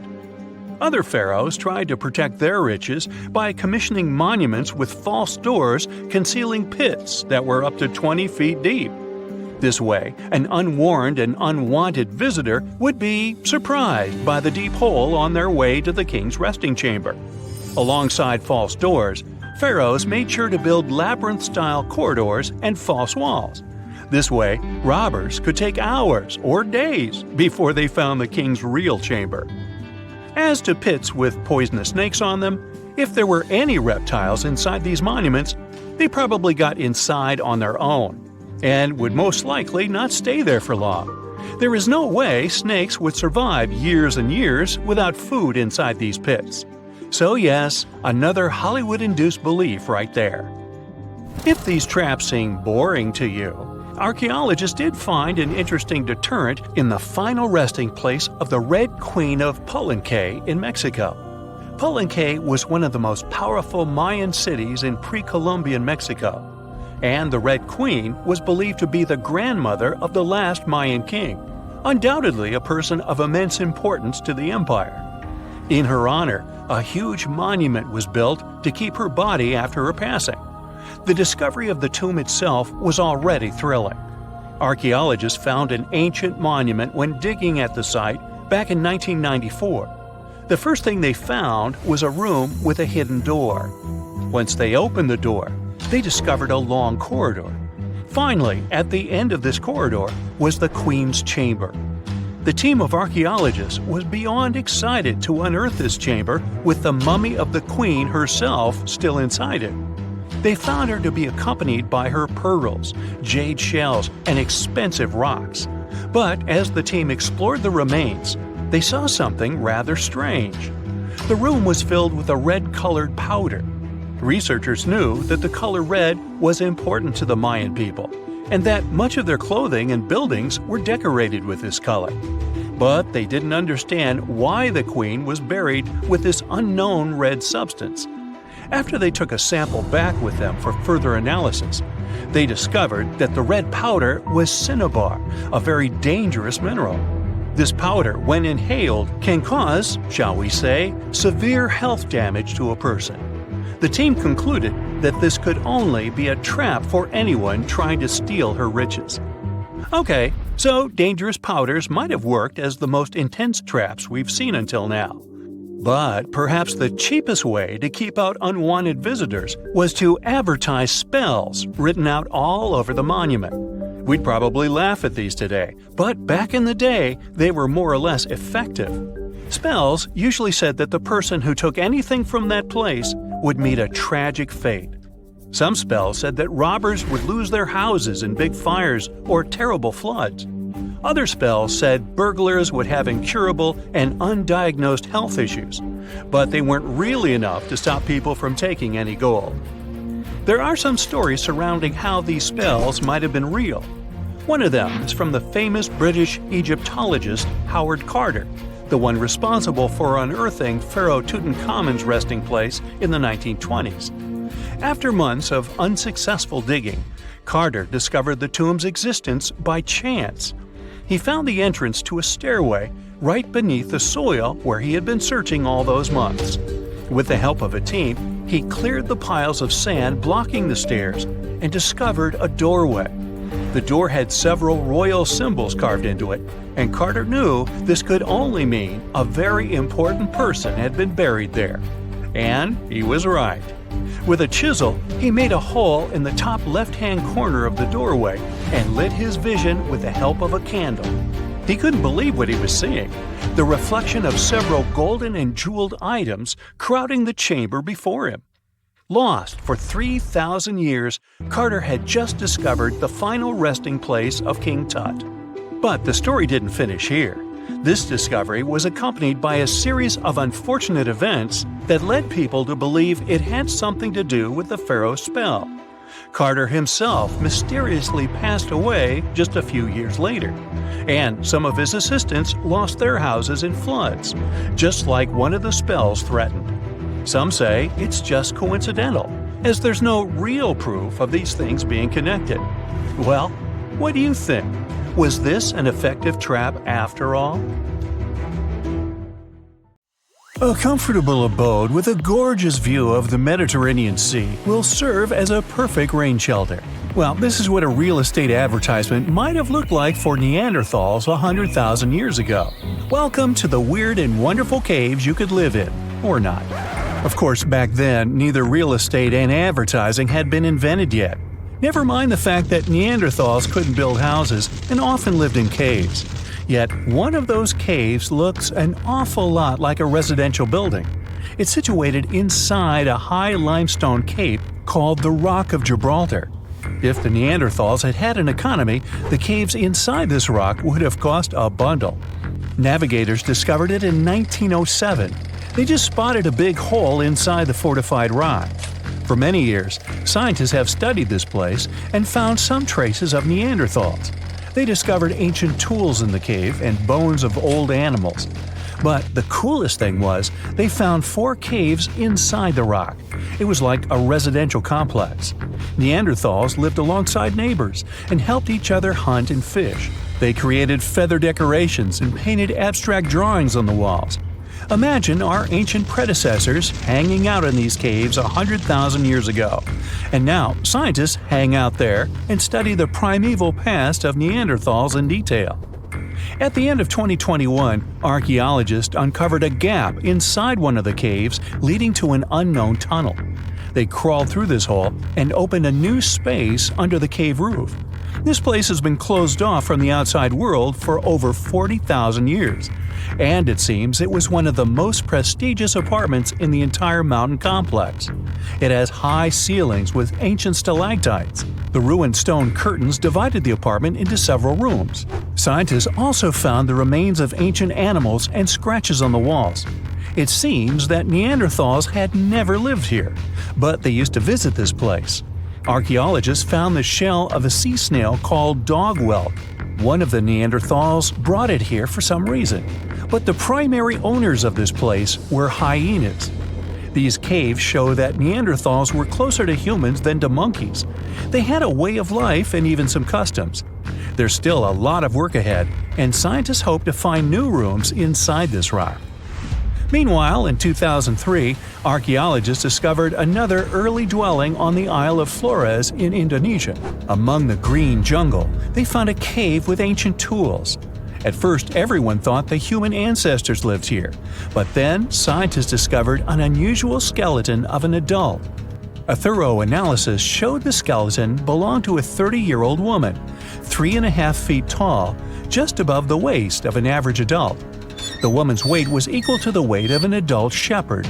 The skeleton didn't belong to Neanderthals or Australopithecines. It was a new unknown species, which scientists called Homo floresiensis, or simply the Hobbit. Also, there were remains of unusual ancient animals in the cave. It was an elephant the size of a cow, some large storks, and giant rats. Archaeologists have found out that hobbits were not the owners of this place. The main inhabitants were the rats the size of a cat. Maybe they were fighting the hobbits. Some analysis shows that Homo floresiensis wasn't our direct ancestor. They were in a separate branch of evolution. The hobbit skeleton looks more like that of a monkey than of modern humans. In 2009, in the dense jungle of Vietnam, archaeologists discovered Son Don, the largest cave in the world. If you go inside the cave and shout, you'll hear your echo a long time. In some places, the height of this cave reaches half the height of the Empire State Building, and the total area is larger than one central block of New York. Son Don is one of the 3 caves in the Vietnamese jungle. Many intricate mazes connect these caves. Inside, you can find unique plants and trees that live separately from the outside world. It's a real underground jungle. In some places, you can find collapsed ceilings that let the sunlight in. Besides unusual trees and plants, ancient stalactites hang there. Some limestone deposits are more than 450 million years old. They were here even before dinosaurs appeared. There are also many rivers in the cave. Rainwater coming down from holes in the ceiling has formed them. Fast streams resemble slides in a water park. They lead to unknown underground labyrinths. Scientists have studied only a small part of all these caves. The next unusual cave is in New Zealand. Hundreds of thousands of fireflies live inside. Each of them glows with a blue light. Together, they light up the cave. It may seem to you that you're on another planet, but you can't stay there for a long time. Special air measuring devices are everywhere. Scientists monitor the level of carbon dioxide necessary for the normal existence of fireflies. These insects are sensitive to the environment. If there are many people in the cave, or they stay there too long, the park staff will ask them to leave the place. It's like you're literally stealing oxygen from the fireflies. We've seen some pretty amazing caves so far, but how about a scary one? We're going to the desert of Yemen's Al-Mara province. What we're looking for is not a cave, it's just a black hole in the ground, right in the middle of the desert. It's big, the size of a basketball court. It's not its size that can scare you, but what's inside. Scientists are still not sure what it is. From the depths of this black abyss, a disgusting smell of rotten eggs constantly comes out, and sometimes you can hear some strange, frightening sounds. The blackness of the giant hole in Yemen absorbs all the sun's rays, so you won't see what's there even with a powerful flashlight. People flew over this place by helicopter. They filmed using drones and the most powerful lenses, but they didn't catch anything except darkness. It looks like a big ink spot in the middle of golden sand. The locals are afraid to approach this place. They believe the cave leads to another dimension where evil creatures live. At the moment, the giant hole in Yemen is one of the most poorly studied and mysterious phenomenon of nature. How did it appear? How old is it? Where does it lead? Scientists are trying to find the answers to these questions. There are theories that the hole appeared because of construction work. Geologists drilled the soil nearby in search of minerals. It could have caused fluctuations in the Earth's crust and collapsed the surface. But no one can prove this theory, yet. And now, imagine a place where sunlight has not penetrated for more than 5 million years.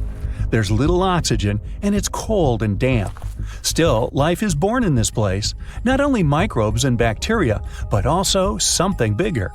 The living conditions in this cave are very different from the usual ones, so, in a sense, this cave is like another planet. It's the Movil Cave in the southeast of Romania, near the Black Sea. The entrance is a small hole in the ground. Inside, a tunnel leads deep below the surface. The levels of hydrogen sulfide and carbon dioxide are above normal inside the cave. The air here is half as much oxygen as on the surface. People can't be here without an oxygen mask, but other creatures living here can. The cave is home to 48 species of living organisms. 33 of them are unknown. Here you can meet some unusual insects, white snails and white spiders, millipedes with huge whiskers, transparent shrimp, and unique species of leeches. They all live here thanks to the little bacteria autotrophs. They absorb carbon dioxide and release food particles. Bacteria feed on it. Other larger organisms feed on these bacteria, and some bigger organisms eat those little ones. In the end, everyone gets food. In this cave, evolution has created a biological system separate from the rest of the world. The story goes that two Mayan twin boys loved to play ball. Sure, they were really good at it, but they also made a lot of noise when playing. The lords of the underworld soon became bothered by the sound and summoned the two boys to the underworld, a place the Mayans called Xibalba. As soon as the boys reached their gloomy destination, the lords of the underworld began putting them through a series of tests. Soon enough, the inexperienced twin boys failed the tests and lost their lives. But this was not in vain. This sad event resulted in the appearance of a beautiful fruit tree. Soon enough, a young woman saw a beautiful fruit on this tree and reached up to pick it. Legend has it that soon after that, she gave birth to another set of twin boys named Hunahpu and Xibalba. Just like their ancestors, these twins were great ball players, but they were equally as loud, and the lords of the underworld became annoyed again. They decided to ask this pair of twins to come to play a game in the underworld, hoping to get rid of them too. When the twins arrived, the lords sent them through a number of frightening places. The first one was the House of Gloom, which was very dark. They then passed through the House of Knives, where they had to avoid getting injured. The twins then built a fire in the House of Cold, so that they didn't freeze, and ran through the House of Jaguars, where they tricked the animals into not eating them. Finally, they entered the House of Bats, where they seemed to have lost their luck. One of the bats managed to run off with Hunahpu's head. The lords then challenged the twins to play ball with them, but the boys were clearly at a disadvantage. Xibalba placed a turtle on Hunahpu's shoulders to make up for his lost head, and they began playing. As the lords became distracted by an animal near the court, Xibalba stole his brother's head and placed it back in its place. Much to the annoyance of the lords, the twins were now able to tie the game. Hunahpu and Xibalba continued to perform a series of tricks for the lords of the underworld. One of them involved Xibalba injuring Hunahpu and then bringing him back to life. The lords were so impressed by the twins' performance that they asked them to do the same trick on them. Of course, the twins agreed, but after performing their trick on some of the lords, they refused to revive them. Seeing what had happened, the lords of the underworld admitted defeat and begged for their lives, promising not to intervene in the lives of people ever again. Hunahpu and Xibalba were happy to have avenged their ancestors and gained the respect of the lords. Legend has it that the lords of heaven were so impressed by the twins that they took them to live in the sky by turning them into the moon and the sun. The Maya civilization was one of the most dominant indigenous societies in history, and their folklore and traditions are still discovered and studied today. They used to live in a territory called Mesoamerica. It was made up of modern-day Mexico and parts of Central America like Guatemala, Belize, Honduras, Yucatan Peninsula, and El Salvador. They lived from 1800 to 900 BCE and up to 900 to 1500 CE. Apart from their impressive legends, the Maya were very skilled inventors. They're known for their calendars, writing systems, farming methods, and sports. Their writing, for example, was found preserved on buildings and stone monuments, as well as in rare books and pottery. It's a system made out of more than 800 hieroglyphics in various combinations. Each of those signs was said to represent a syllable. Their writing system was deciphered by accident by Tatiana Proskorakov, an American woman who initially studied to be an architect.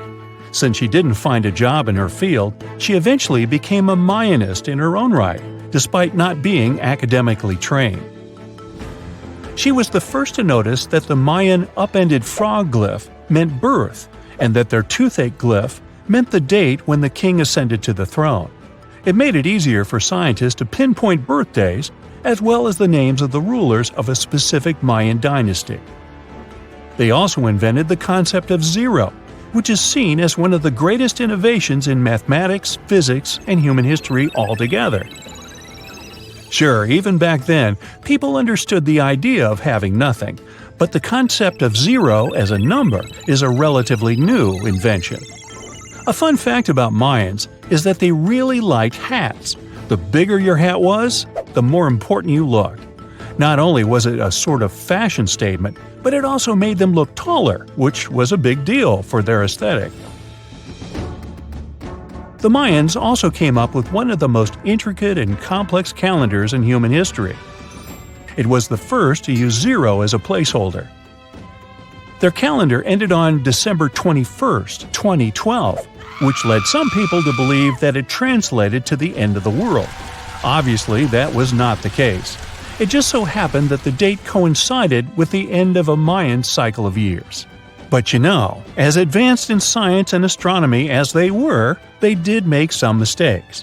One of them was their belief that the world was flat. Their theory was that the four corners of the world were watched by the Brother Lords, who kept the sky from falling over their lands. Hats off for their menus, though, as they were well-known chocolate eaters. They turned eating chocolate into a form of art. The drink they made wasn't really like the hot chocolate we enjoy today, though. The recipe included mixing cacao with water, honey, chili pepper, cornmeal, and other ingredients to make a foamy, spicy drink. The ritual of drinking cacao was a crucial part of their celebrations. We're not done discovering all the amazing parts of their architecture and civilization. It was only a few years ago that a Maya pyramid was found at Tonina, in the Mexican state of Chiapas. It was estimated to be more than 1,000 years old. The reason why it escaped archaeologists for so long was that it lay hidden under what was believed to be a natural hill. The ruins of two Mayan cities have been recently discovered in the Mexican state of Campeche. Why didn't we find them until now? Well, they were concealed by really thick vegetation, which made it difficult for archaeologists to reach them. The Mayans didn't just disappear. Their descendants are still around today, many of them choosing to live in their ancestral homelands. You can find them in Guatemala, for example, where the Maya people make up the majority of the population. Overall, the Maya ethnic group contains people that speak different Mayan languages, such as Yucatec, Quiche, Quechua, or Mopan. They had no idea what a spa day was, but the Mayans really enjoyed a nice sweat once in a while. Sweat lodges were discovered around ancient Mayan sites. They were built out of stone or adobe. These rooms were an essential part of their cleansing and healthcare rituals. One of the earliest sweat lodges was found in Quello in northern Belize and appeared to date back 3,000 years. One of the most important parts of the Mayan culture was a ball game which they named Pix. It had both political and spiritual significance. We can see ball courts at important parts of Mayan archaeological sites. The main goal of the game was to pass a rubber ball through a very high stone hoop without using your hands. Basically, it was a combination of soccer and basketball. However, it could have serious consequences. The loser could, at times, even lose his own life. Ooh, high stakes indeed. Because of this game and the need for bouncy balls, the Mayan people were some of the first cultures to use rubber. They made it using natural latex. There were different kinds of rubber depending on what natural substances the latex was mixed with. And that, my friend, is the way the ball bounces. Sorry, but you know me, I just couldn't resist. Imagine working 7 days a week on a large-scale construction site. You, along with thousands of others, carry millions of stone blocks and put them on top of each other according to a complex system. You work without modern construction equipment. You have no air conditioning or constant access to water. It's so hot outside that you can fry eggs on the road. You've been building the pyramid for decades, and now, when it's finally done, you enjoy the result of the colossal work of thousands of people. You're looking at a giant cultural monument of global value that will freeze in time and amaze people for tens of thousands of years. A few thousand years have passed. People in the 21st century see the pyramids and are like, wow, I can't believe humans have built this. Yeah, the people who built the pyramids wouldn't have appreciated such a theory. But actually, there are reasons to believe that people built it using some fantastic technology. From the outside, it seems the Great Pyramids are just big triangles of stone. People just put some heavy blocks on top of each other, and that's it. In fact, the design seems too perfect to be true. The pyramid consists of more than 2 million blocks. They lay so close to each other and are so even that you couldn't squeeze even a thin sheet of paper between them. Scientists still can't figure out the exact technology for building the Egyptian pyramids. One of the biggest and most famous is the Great Pyramid of Giza. This huge construction, well known all over the world, has one big secret. There should be a capstone on top of the pyramid. It's a triangular-shaped stone block, a small pyramid on top of a huge one. It's also called a pyramidion. The builders of ancient Egypt made it out of granite and limestone and covered it with gold. No records or old drawings prove that there was a pyramidion at the top of the Great Pyramid of Giza. But there's another ancient Egyptian structure with such a triangle, the Red Pyramid. It was built before the Great One, and its capstone has survived to this day. Archaeologists have found and reconstructed it. But where could the capstone of the Great Pyramid be? It's a mystery that still has no answer. Some are sure that some thieves have stolen it from the top. Maybe they just climbed up and pushed the pyramidion down. It makes perfect sense. The capstone was probably the most valuable element of the pyramid. Many scientists and archaeologists still don't know its exact purpose. Some believe that this peak covered with gold glorified the pharaohs. The capstone reflected moonlight at night and illuminated the entire space around it.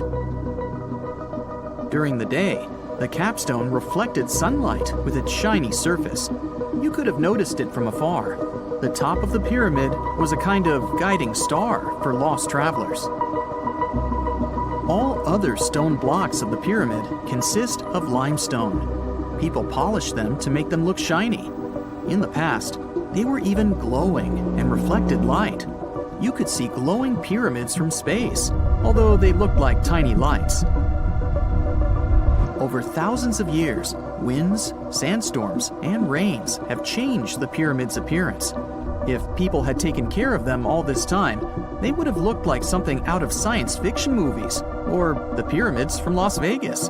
But unfortunately, we will never see their original appearance. Some archaeologists and scientists believe that the capstone could absorb the sun's energy and distribute it evenly throughout the pyramid. No one knows precisely why the Egyptians needed this technology. There's a theory the pyramids are ancient energy systems. The pharaohs applied this energy to use some unique technologies that were more advanced than all the achievements of the 21st century. And the triangular shape of the pyramids was ideal for boosting this electromagnetic energy. In theory, solar radiation, or electromagnetic forces, accumulated at the top of the pyramid, filled the inner rooms, and then went down the walls to the base. Any surface distortion could prevent the flow from spreading, so they had to create a perfectly smooth surface. That's why they installed the blocks so that nobody could squeeze a needle or razor blade between them. Many people believe in this theory because they built the pyramids from limestone.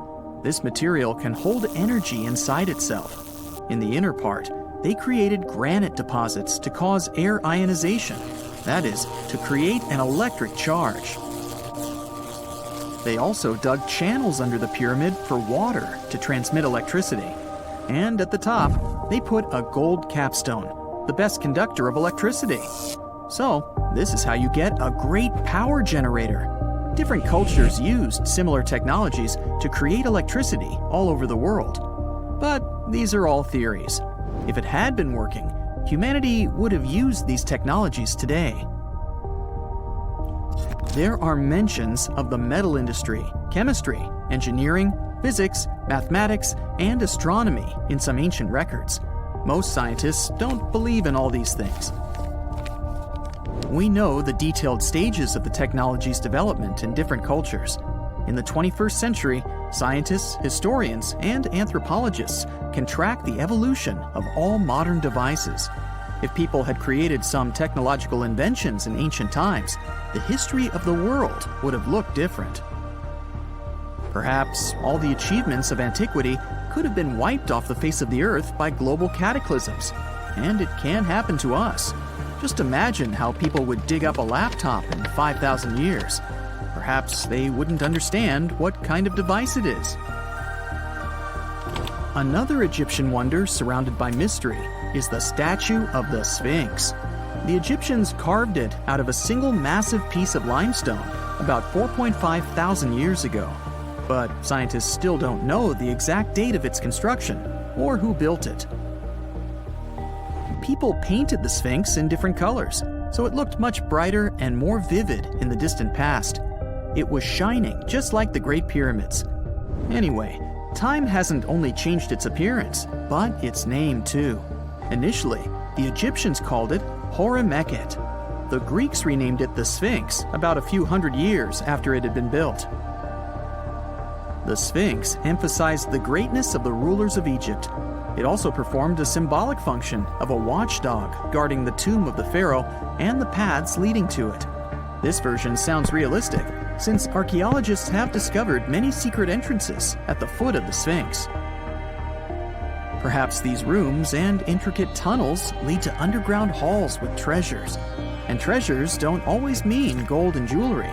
According to legends and theories, the Sphinx guards the Hall of Records, the storage of all humankind's knowledge.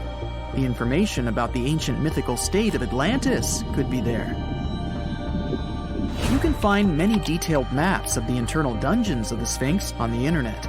They show structures 12 stories deep under the statue. It looks like a small city filled with gold, scrolls of knowledge, and various ancient artifacts. But don't believe all these maps. These are just theories. Several thousand years have passed, but people have very little information about it. Archaeologists know that there are still many strange and exciting things about the Sphinx that are still undiscovered. Some locals are afraid to research because they believe they can awaken something terrible from the underground depths. Therefore, it's mostly scientists from other countries who conduct the excavations. In 1998, scientists discovered strange tunnels leading to empty rooms under the Sphinx. They realized that some people tried to get there through tunnels in the past, and maybe those people took all the treasures that were there. One of the legends says that some powerful artifact lays beneath the Sphinx. Its technology can change the whole world, but the locals are hiding it because it can damage the planet. Some believe that you can find evidence of unknown technologies painted on the granite walls in the pharaoh's tombs. But most likely, these paintings and signs tell us the myths and legends of ancient Egypt. But what if Egyptian symbols and drawings are detailed instructions for using ancient technologies? What if the locals that lived at that time thought, people in the future won't be able to get energy themselves. Let's leave some detailed instructions for them. Anyway, there are many riddles and theories. In reality, the search for answers is a dangerous undertaking, since it's not easy to get into the underground halls. Excavations can ruin the structure of the entire Sphinx. Any person inside the tunnels may get lost and never be able to find their way back. Besides, it costs a lot of money. Now, what would be awesome is if people could invent some device that could scan underground areas and show their detailed models. Something strange is lurking beneath the sands of Giza, and scientists have no idea what it is. Archaeologists just found a hidden structure near the Great Pyramid using advanced ground scanning technology. What's inside? Nobody knows, but excavations are already underway. The Great Pyramid of Giza is one of the most famous monuments on Earth, but it doesn't stand alone. It's surrounded by an ancient necropolis, a massive royal graveyard filled with tombs and monuments. They belong to pharaohs, nobles, and other high-ranking officials. Most of these tombs are above the ground, They're called mastabas, rectangular, flat-roofed tombs built from limestone or mud brick, and they've been studied for decades. But from old movies, we know that these weren't simple graves. They have deep vertical shafts leading to underground burial chambers, where the past was sealed away for eternity. And recently, archaeologists found one curious empty space in the cemetery, a completely unexplored patch of ground. No mastabas, no visible ruins, nada. For years they ignored it, but between 2021 and 2023, they decided to investigate. They didn't dig though. Instead, they used a technology that kind of acts like X-rays for the ground. These radars let scientists see the secrets hidden there. And there was something hidden beneath the sand, something deliberately buried and forgotten. A two-part underground structure. One part was shallow and L-shaped. It's about 33 feet long and buried just 6.5 feet deep. But below that, a deeper, more mysterious anomaly, a structure completely different from anything else in the area. They called it a highly resistive anomaly, which means it's dense and solid, likely made of stone, sand, or even metal. And still, no one has a clue what's inside it. Now, it's clear that humans made the L shape. It wasn't formed by nature. And the shallower structure might have been an entrance to whatever is hidden below. But they only have some theories about what might be hidden there. It's also filled with sand and gravel. It was probably deliberately backfilled after its construction, perhaps to preserve this. Why? Well, we don't know yet. The archaeological team will need to excavate to understand what exactly this thing was and why it was built. The first guess is a lost burial chamber. Many tombs in Giza have underground burial sites, but most have clear surface markers. This one, for some reason, has nothing. But it could be one of them. The second guess is an ancient offering chapel. Egyptologists know that some chapels were built in this shape, but usually they were above ground, not buried like this. And finally, it might be something we've never seen before. If this turns out to be a new type of structure, it could rewrite what we know about the burials of pharaohs. The only way to know for sure is to dig it up. And that's exactly what's happening right now. Excavations are already underway. Archaeologists are racing against time to uncover the truth. But there's a real danger there too. Giza's fragile ancient structures need to be handled carefully. Otherwise, they could be damaged beyond repair. So all we can do is wait for the truth. Now, these tombs always held fascinating mysteries. Unfortunately, we'll never learn tons of these mysteries because of some relentless tomb robbers. Egyptian tombs were built to guard the bodies for eternity. But that absolutely didn't stop people from breaking in and stealing everything valuable inside. They've been bothering these ancient sites for thousands of years, starting way back in Pharaoh's times. Many of the most famous tombs, including those in Giza, Saqqara, and the Valley of the Kings, were looted. It was a common practice in ancient Egypt. And they were serious about this whole thing. They dug secret tunnels to bypass traps and walls, bribed or threatened tomb workers to get inside knowledge, cracked open sarcophagi to grab gold, jewelry, and artifacts. And by the time modern archaeologists got to most of these tombs, they had already been picked clean. The reigning pharaohs got tired of this infuriating nonsense. The Valley of the Kings, the famous burial ground of Egyptian royalty, was supposed to be the ultimate safe zone. Tombs were built deep underground, hidden in the desert. Passages were sealed with giant stone blocks. False doors and traps were added to confuse thieves. Even curses were written on the walls, warnings of horrible endings for anyone who dared to disturb the tomb, which is exactly where we got all those horror stories about mummies from. Spoiler alert, none of it worked. Most tombs in the Valley of the Kings were fully robbed within 100 years of being sealed. Even King Tutankhamun's tomb, one of the most famous in history, was broken into twice in ancient times. Some of them decided to try and fight back. The New Kingdom rulers built hidden unmarked tombs in a way that should have prevented the looters from finding them, but didn't work. Some pharaohs, like Ramses II, were moved in secret to prevent their bodies from being stolen. Nope, didn't matter. The grave robbers always won. That's because tomb raiders weren't just random thieves. They were skilled, organized, and well-connected. They knew exactly where to look. Many were the ones who had built these sites in the first place, and they knew where the entrances were. If they couldn't smash through the doors, they'd dig through the walls, floors, and even ceilings to break inside. They also worked fast, often within a few years after the tombs were sealed, before anyone forgot where the valuable stuff was. The Khufu's pyramid, the one that's next to this newly discovered structure, was looted long before modern times. The one thing left inside when explorers got there? An empty granite box where the sarcophagus used to be. Unfortunately, it's not just about gold. History itself gets stolen during these raids. Ancient Egyptians wrote detailed records of what exactly and where they buried. So when archaeologists compare these lists to what's found, they can see what's missing, which is often everything valuable. Most artifacts don't end up in museums. They just disappear into private collections, where they can never be studied again. Which is, of course, completely unfair.